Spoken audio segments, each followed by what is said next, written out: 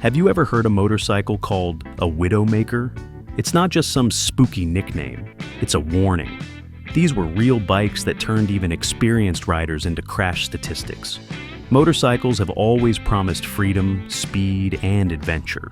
But behind the chrome and horsepower are stories of design flaws, hair-raising handling quirks, and engineering mistakes that made every ride a gamble. Today we're taking a deep dive into 13 of the most dangerous motorcycles ever built. Machines so notorious they were banned from races, blacklisted by insurers, or flat out avoided by smart riders. These aren't just old legends, they're cautionary tales that shape the way bikes are designed and ridden to this day. Stick around, because the number one spot isn't just dangerous, it's the very definition of a Widowmaker. Let's see if you remember any of these beasts, or if you were brave enough to ride one yourself. Number 13, the Bule RS1200, when the American dream became a nightmare. Imagine this pitch, an American-made sport bike with the raw soul of a Harley-Davidson V-twin. Sounds good, right? That was Eric Buell's big idea. Blend Harley muscle with European-style handling. But the reality was a white-knuckle mess. The RS1200's short wheelbase made it incredibly twitchy at highway speeds. The rear suspension was so underdamped, it felt like riding a pogo stick over every bump, sending shockwaves straight up your spine. Add in violent engine vibrations that left your hands and feet numb after a long ride, and you didn't have a sport bike. You had a punishment machine, and it didn't stop there. The front brakes were grabby enough to throw you forward with every squeeze, while the gearbox clunked and howled like it was ready to fall apart. Parts availability became a logistical nightmare, forcing owners to turn to expensive aftermarket fixes just to keep them on the road. When Harley finally shut Buell down in 2009, many riders called it a mercy killing, because sometimes even the boldest dreams crash hard against the pavement of reality. Number 12, the Moenduro 685, the dirt bike that could break your leg before you even rode it. Picture this beast, a featherweight two-stroke dirt bike pumping out 82 horsepower, while tipping the scales at just over 220 pounds. That's an insane power-to-weight ratio. One wrong twist of the throttle, and you weren't just riding. You were launching into orbit. But the danger wasn't only when it was moving. Starting this monster was its own battle. The Moenduro 685 had a notoriously high-compression kickstarter. Get it wrong, and it would kick back so hard it could snap your ankle. There are plenty of old-timers who remember, or still feel, the fractures from one bad start. Even experienced riders had to treat it with serious respect. The narrow power band meant it would chug along calmly 1 second, and then explode with power the next, sending the front wheel clawing at the sky. It demanded perfect timing, skill, and a healthy dose of fear. This wasn't some beginner's weekend toy. The Moenduro 685 was a wild, unforgiving machine, built to test the very limits of its rider and punish anyone who got cocky. Number 11, HarleyDavidson Dina series, the infamous death wobble. Imagine this scenario. You're cruising along at 70 miles per hour, enjoying the rumble of that classic Harley VC twin, when suddenly your handlebars start shaking so violently you can barely hold on. That's the dreaded death wobble the Dina series became famous for. So, where did it come from? Harley's unique engineering choice, mounting the swing arm through the transmission case instead of the frame. The whole drivetrain was floating on rubber mounts, designed to tame vibration but introducing a nasty side effect: excessive movement amplified at speed. Instead of owning up to it, Harley often blamed the riders, saying it was user error or poor maintenance. Meanwhile, Dina owners scrambled for solutions, installing fork braces, steering dampers, and even aftermarket stabilizers just to keep the bike on the road. It was so well known that some shops specialized in curing the wobble. But the fact remains, this was a design flaw that could, and did, cause terrifying crashes. For many Harley loyalists, the Dina's death wobble wasn't just a quirk. It was a betrayal of the trust riders put in the brand. Number 10, Honda CX500 Turbo, the futuristic nightmare. Back in the early 80s, Honda wanted to prove they were ahead of the curve. Enter the CX500 Turbo. their first production bike with computer-controlled electronic fuel injection and turbocharging. On paper, it was cutting edge. In reality, it was an expensive headache. First off, maintenance was a total nightmare. Need to replace the stator? You had to split the entire engine case. Same for oil seals or cam chain tensioners. Even routine jobs turned into all-day affairs. And then there was the turbo lag. Twist the throttle and nothing. Until it suddenly kicked in like a mule, sending you lurching forward in traffic. For city riding, that unpredictability was downright dangerous. Imagine trying to make a smooth turn or merge with traffic when your bike decides to launch you. On top of that, the single-disc brake was woefully underpowered for the bike's performance, and handling was often described as spongy and vague. Honda tried to fix things with the CX650 Turbo a year later, but the damage was done. Riders realized quickly, sometimes advanced just means more ways to break down. Number 9, Kawasaki GPZ750. Turbo, the turbo lag terror. If Honda's turbo experiment was complicated, Kawasaki's was downright scary. The GPZ750 Turbo, built in the mid-80s, promised incredible speed thanks to forced induction. But what riders got was explosive, unpredictable power delivery that made every corner a gamble. The turbo lag was infamous. Roll on the throttle mid-turn, and nothing.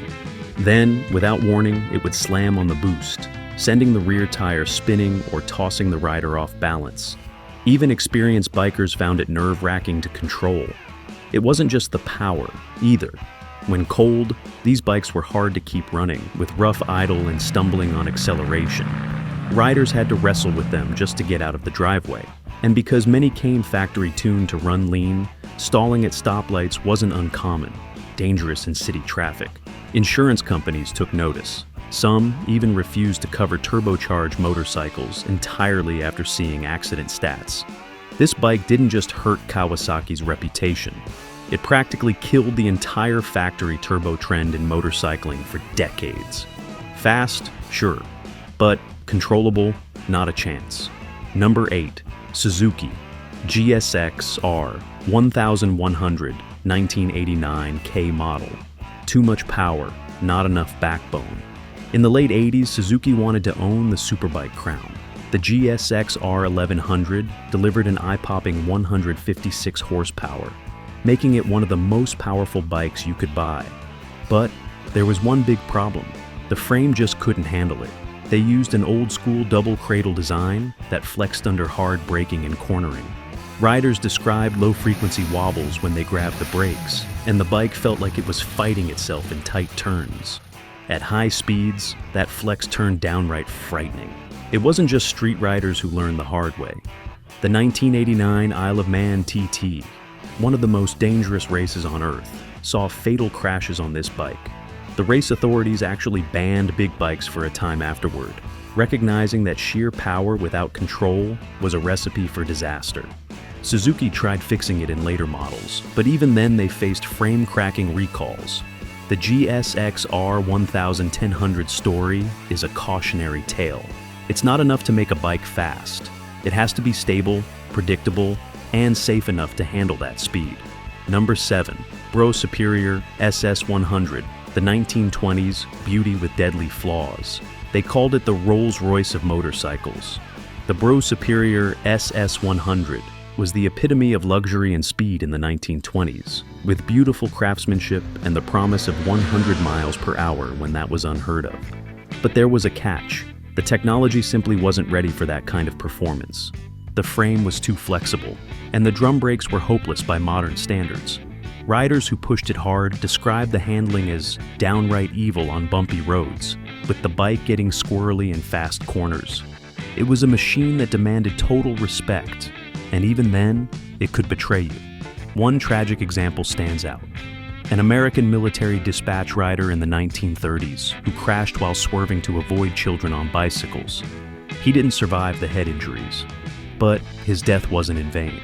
The doctor who treated him began pioneering research into motorcycle head trauma, work that eventually led to the development and mandatory use of helmets. So, while the SS100 was beautiful and advanced for its time, it also taught us a hard lesson. Speed without safety can cost you everything. Number 6. Harley-Davidson VRod, hidden hazards behind modern muscle.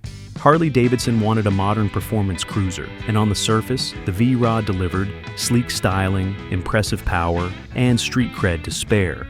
But lurking beneath that muscle was a critical safety flaw that could catch riders completely off guard. The ABS braking system relied on DOT4 fluid, which is hygroscopic. It absorbs water over time. If owners didn't follow the strict 2-year fluid change schedule, moisture could cause deposits to form in the ABS valve, making it stick. The result? Sudden, total brake failure with no warning at all. Imagine cruising confidently, grabbing the lever, and nothing happens. That's not a quirk. That's a death sentence. Add in Harley's notorious death wobble on some models, and you had a bike that demanded real caution. It wasn't just theory either. A tragic crash led to a $287 million lawsuit when a faulty traction control system unexpectedly braked one wheel, throwing the rider. Even worse, the dealership had told him it was fixed. The VRod was proof that cutting-edge design means nothing if it can't keep you safe, and that even the biggest names in motorcycling aren't immune to dangerous oversights. Number 5. Yamaha VMax, the beast that couldn't corner. If there was ever a bike that embodied raw, unfiltered power, it was the Yamaha VMax. Introduced in the mid-'80s, it quickly earned nicknames like Muscle Cruiser and Arm Ripper, and for good reason. This thing could launch off the line like a dragster, delivering eye-watering acceleration that left other bikes in the dust. But here's the problem. It didn't like to turn, at all. Riders joked it handled like a drunk gorilla in the corners. The VMax was designed for straight-line speed, not technical twisties. Even seasoned riders would plan routes to avoid curves. Worse yet, its brakes were woefully inadequate for the power it put out. Owners complained it would go twice as fast as it stopped, creating a terrifying mismatch of acceleration and control. And then there were the recalls, front wheel bearings prone to failure, oil pump issues that could seize the engine mid-ride, and electrical glitches that locked the RPMs high even when you let off the throttle. The VMax was a legend, but also a reminder that outright speed without balanced engineering is an invitation for disaster. Number 4. Suzuki TL100. Cyclone, the broken bone legend. If you rode dirt bikes in the early 70s, you probably heard the horror stories about the Suzuki TL100 Cyclone. This wasn't just a tough bike, it was downright dangerous by design. It had a notoriously narrow power band, delivering torque like a light switch. One moment you were putting along easy, the next it exploded with power, trying to throw you off the back. Even seasoned motocross riders found it unpredictable, with the throttle demanding surgical precision to avoid disaster. And the frame, laughably underbuilt. Riders described it twisting and flexing on rough terrain like a cheap lawn chair. The rear end could wag so badly you'd see it in your peripheral vision while you held on for dear life. Starting it was its own form of torture. The high compression kickstarter had a vicious kickback that could break ankles or shins if you weren't careful. It earned a reputation summed up perfectly in one phrase: injury forces sail. Riders literally sold them after getting hurt. The Cyclone wasn't just a motorcycle. It was a test of survival, and a brutal lesson in what happens when power and chassis engineering don't see eye to eye. Number 3.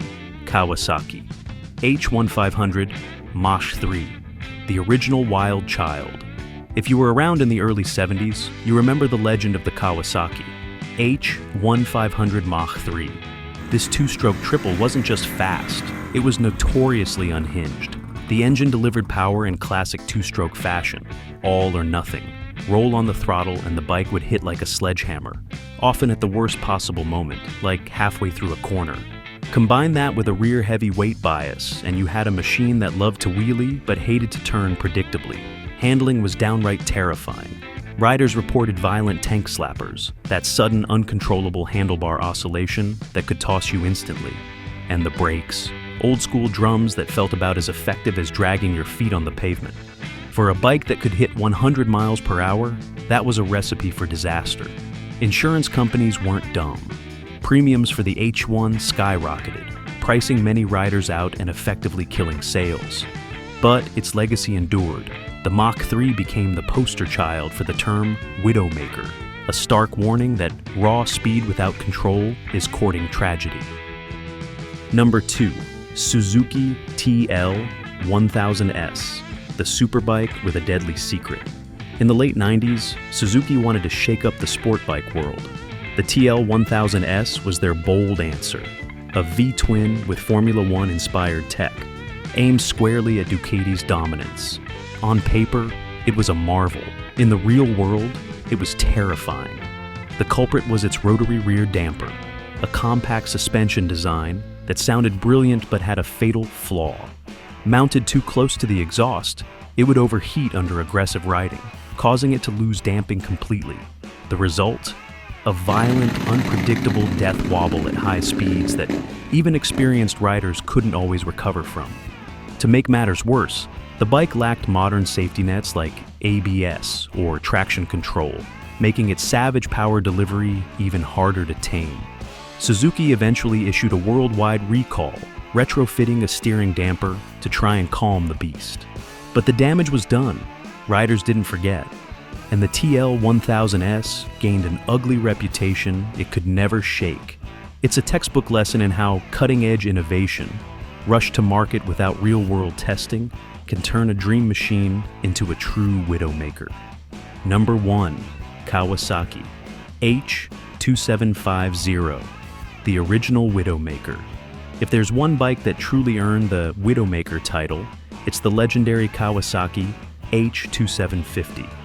Launched in the early 70s, it boasted a 750cc two-stroke triple, cranking out 74 horsepower, which was ferocious for its time. But while it was blisteringly fast in a straight line, everything else was a nightmare. The brakes were laughably weak, single disc up front, and drums that felt like they came off a bicycle. The frame was notoriously flexible, twisting and squirming under stress, which turned fast corners into white-knuckle affairs. Add in tank slappers at speed, and a sledgehammer power delivery that hit without warning, and you had a bike that could toss even seasoned riders. Kawasaki tried to tame it with longer swing arms in later versions, but the fundamental flaws remained. Eventually, stricter emissions regulations and the 70s oil crisis put the H2 out of production. But its legacy lives on. The H2750 is a stark reminder that raw power without control is a recipe for disaster. It set the standard for what a widowmaker truly is, a bike that punishes any rider who dares underestimate it. These bikes aren't just old machines. They're powerful reminders of what happens when ambition outruns good sense. They tell the story of an industry that learned, sometimes the hard way, that raw horsepower means nothing without control. Maybe you remember seeing one of these widowmakers in a dealership. Maybe you even rode one, or knew someone who did. We'd love to hear your stories, memories, or thoughts. Which of these bikes caught your eye? Do you have your own experience with them, or other legendary rides? Drop your thoughts in the comments below, and let's keep the conversation going. And if you enjoyed this look back at motorcycle history's wild side, don't forget to like, subscribe, and ring that bell so you'll never miss our deep dives into the machines, legends, and roads that shaped us all. Thanks for joining us. Ride safe out there.